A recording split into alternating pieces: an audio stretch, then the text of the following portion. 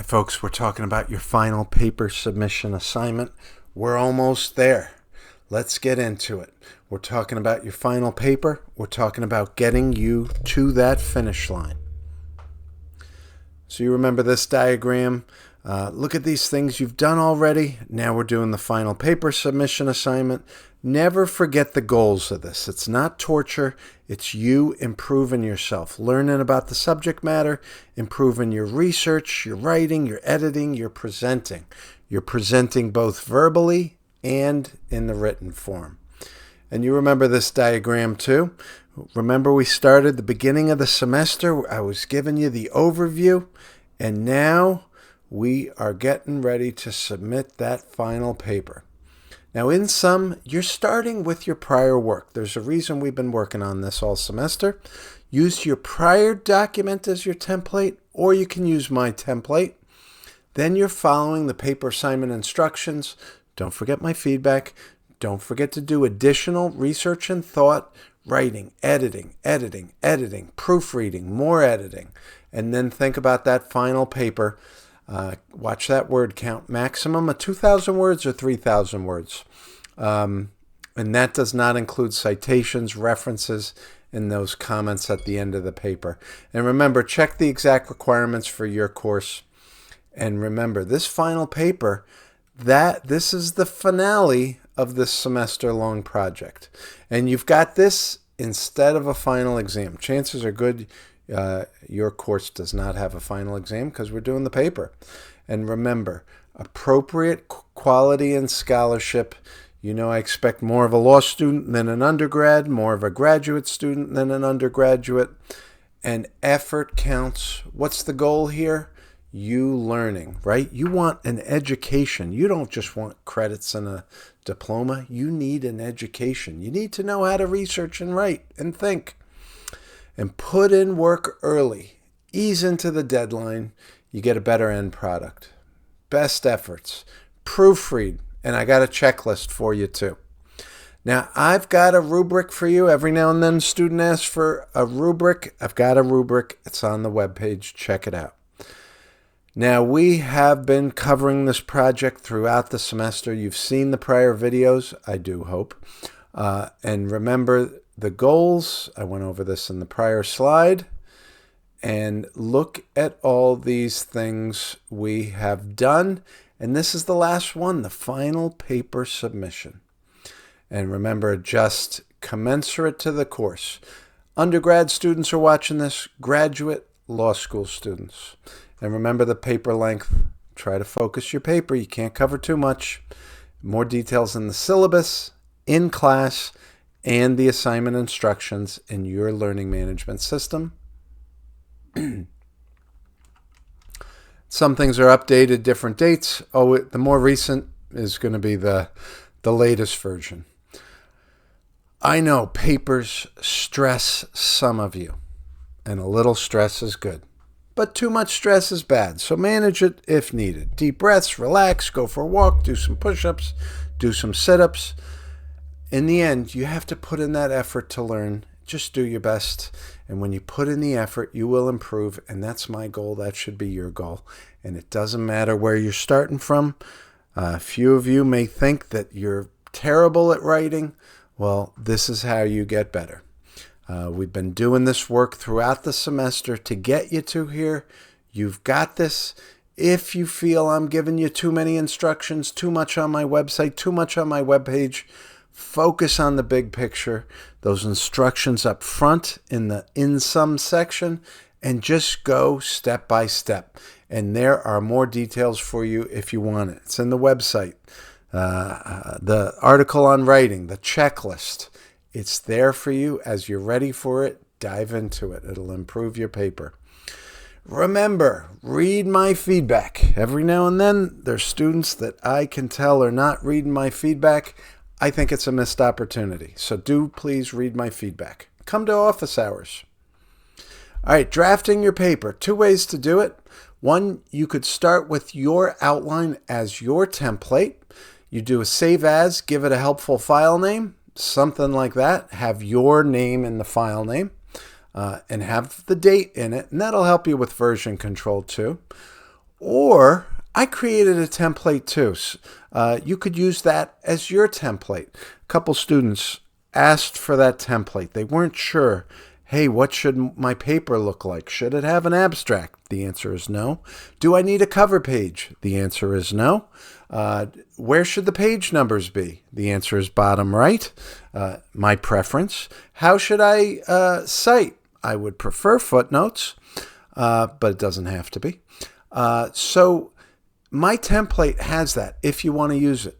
Again, you're going to download it, do a save as with a helpful file name, and copy in your prior materials from your outline.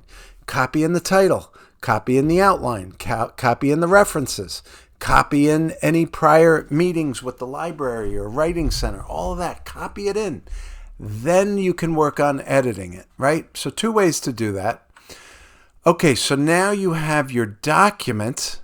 Refine your outline. Maybe I gave you some feedback and said, hey, maybe switch this or add this, or you need a point on this, or start building your draft, right? You're going to have to start writing that at some point. How do you write it? From your brain to your fingers, you typing it 1 character at a time as you think. Those bullet points, turn them into a section header eventually. Let the reader know what your sections are. Introduction, conclusion, and the points in between. How many points in your paper? 5 to 7. Keep doing research, but hopefully most of your research is already done. Keep writing. Get a full draft done, right? Don't be like, I'm writing a page at a time. I'll write the last page right before it's due. Get a full draft done so you can refine it. Keep editing it and keep editing it. And you might need to do a little more research, little tweaking, all of that. And remember, the components of the paper, it's got a title, 5 to 7 main points, each with a section header. Introduction, that's easy enough. You got a point on law, you got points, and a conclusion at the end, right?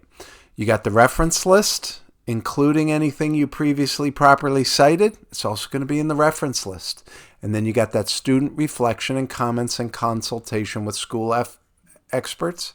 You do want to see the template for that to make sure you've got that included.